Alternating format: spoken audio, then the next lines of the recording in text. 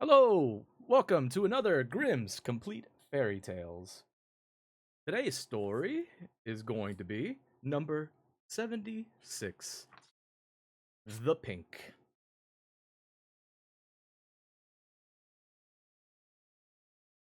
This one is just simply a kind of little 4-page quickie, alright? So here we go. Grab your blankies, grab your snackies, because it's time for quick story. Tale number 76, The Pink. There was once on a time a queen to whom God had given no children. Every morning she went into the garden and prayed to God in heaven to bestow on her a son or a daughter. Then an angel from heaven came to her and said, "Be at rest, you shall have a son with the power of wishing, so that whatever in the world he wishes for, that shall he have." Then she went to the king and told him the joyful tidings, and when the time came, she gave birth to a son, and the king was filled with gladness. Every morning she went with the child to the garden where the wild beasts were kept, and washed herself there in a clear stream. It happened one day, when the child was a little older, that it was lying in her arm, and she fell asleep. Then came the old cook, who knew that the child had the power of wishing, and stole it away. And he took a hen and cut it in pieces and dropped some of its blood on the queen's apron and on her dress. Then he carried the child away to a secret place where a nurse was obliged to suckle it.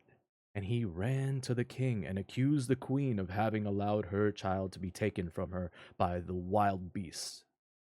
When the king saw the blood on her apron, he believed this and fell into a passion that he ordered a high tower to be built, in which neither sun nor moon could be seen, and had his wife put into it and walled up. Here she was to stay for 7 years without meat or drink and die of hunger. But God sent two angels from heaven in the shape of white doves, which flew to her twice a day, and carried her food until the 7 years were over. The cook, however, thought to himself, "If the child has the power of wishing, and I am here, he might very easily get me into trouble." So he left the palace and went to the boy, who was already big enough to speak, and said to him, "Wish for a beautiful palace for yourself with a garden, and all else that pertains to it." Scarcely were the words out of the boy's mouth when everything was there that he had wished for.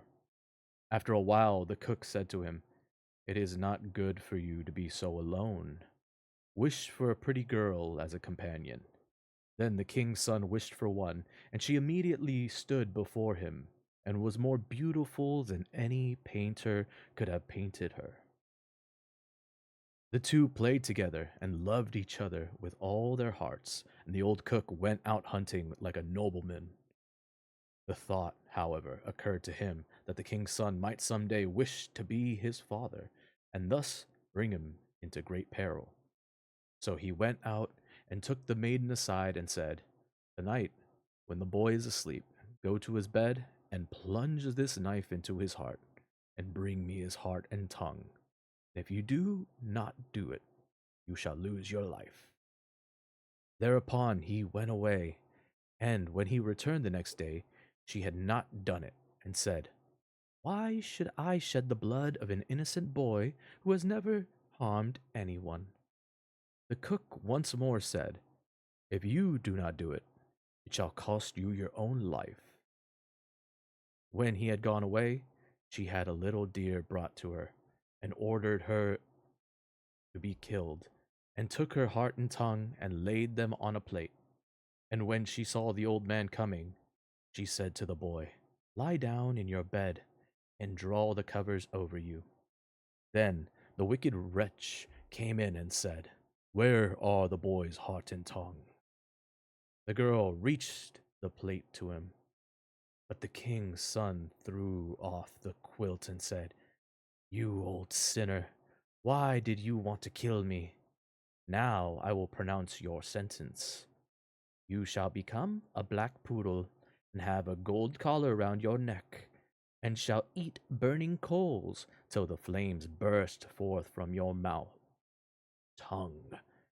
When he had spoken these words, the old man was changed into a poodle dog and had a gold collar round his neck, and the cooks were ordered to bring up some live coals, and these he ate until the flames broke forth from his throat. The king's son remained there a short while longer, and he thought of his mother and wondered if she were still alive. At length he said to the maiden, "I will go home to my own country. If you will go with me, I will provide for you." "Ah," she replied, "the way is so long, and what shall I do in a strange land where I am unknown?"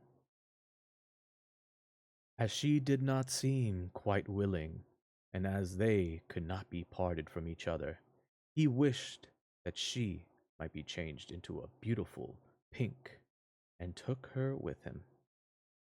Then he went away to his own country, and the poodle had to run after him. He went to the tower in which his mother was confined, and as it was so high, he wished for a ladder which would reach up to the very top. Then he mounted up, looked inside, and cried, "Beloved mother, Lady Queen, are you still alive, or are you dead?" She answered, "I have just eaten, and am still satisfied," for she thought the angels were there. Said he, "I am your dear son, whom the wild beasts were said to have torn from your arms, but I am still alive, and will speedily rescue you." Then he descended again, and went to his father, and had himself announced as a strange hunter, and asked if he could enter his service. The king said yes, if he was skillful and could get game for him, he should come join him, but that deer had never taken up their quarters in any part of the district or country. Then the hunter promised to procure as much game for him as he could possibly use at the royal table. So he summoned all the hunters together and bade them go out into the forest with him. And he went with them and made them form a great circle, open at one end where he stationed himself, and began to wish. 200 deer and more came running inside the circle at once, and the hunters shot them. Then they were all placed on 60 country wagons and driven home to the king, and for once he was able to deck his table with game, after having had none at all for years. Now the king felt great joy at this, and commanded that his great household should eat with him next day, and made a great feast. When they were all assembled together, he said to the hunter, "As you are so clever, you shall sit by me." He replied, "Lord King, your majesty must excuse me. I am a poor hunter." But the king insisted on it and said, "You shall sit by me until he did it." While he was sitting there, he thought of his dearest mother and wished that one of the king's principal servants would begin to speak of her, and would ask how it was faring with the queen in the tower, and if she were still alive or had perished. Hardly had he formed the wish than the marshal began and said, "Your Majesty, we live joyously here, but how is the queen living in the tower? Is she still alive, or has she died?" But the king replied, "She let my dear son be torn to pieces by wild beasts. I will not have her named." Then the hunter arose and said, "Gracious lord father, she is still alive, and I am her son, and I was not carried away by wild beast, but by the wretch the old cook, who tore me from her arms when she was asleep, and sprinkled her apron with the blood of a chicken. Thereupon he took the dog with the golden collar and said, "That is the wretch," and caused live coals to be brought, and these the dog was compelled to devour before the sight of all, until flames burst forth from its tongue. At this the hunter asked the king if he would like to see the dog in his true shape, and wished him back into the form of the cook, in which he stood immediately, with his white apron and his knife by his side. When the king saw him, he fell into a passion, and ordered him to be cast into the deepest dungeon. Then the hunter spoke forth and said, "Father, will you see the maiden who brought me up so tenderly, and who was afterwards to murder me, but did not do it, though her own life depended on it?" The king replied, "Yes, I would like to see her." The son said, "Most gracious father, I will show her to you in the form of a beautiful flower." And he thrust his hand into his pocket and brought forth the pink and placed it on the royal table. And it was so beautiful that the king had never seen one to equal it. Then the son said, "Now I will show her to you in her own form," and wished that she might become a maiden. And she stood there looking so beautiful that no painter could have made her look more so.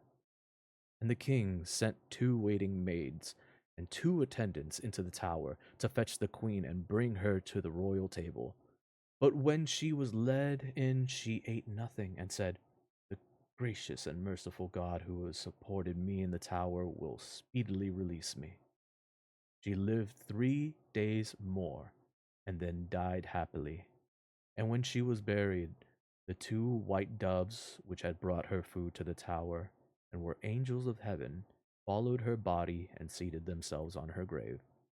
The aged king ordered the cook to be torn in 4 pieces, but grief consumed the king's own heart, and he soon died. His son married the beautiful maiden, whom he had brought with him as a flower in his pocket, and whether they are still alive or not is known to God. And that concludes the story of the pink. That was a great, great tale. I like that one a lot. And it's not the first time we've heard something very similar to this, right? We've actually had another story time in which a flower, there was like a witch that lived in the woods that turned people into different types of odd objects. And one of them was a flower or a bush of some sort. I can't remember exactly. It's been quite some time. But it's very interesting to see kind of like the story repeating itself in like a different variation this time around. That was really fun though. I like that story quite a lot. If you're watching from YouTube though, make sure you hit that like, subscribe down below. There should be some playlists that are going to be popping up right around over here for tales of horror and maybe some of the Chinese folk tales. Go check those out. Really, really good stories in those. And make sure you like and subscribe to those videos as well. Whichever one gets the highest likes, I will try to make an animation of later on when I have a little bit of time, or I will try to base some kind of story off of in some way or another. So make sure you look through those. And I do appreciate all the support. Thank you so much again for everything, you guys. And I'll see you all in the next story time. Later.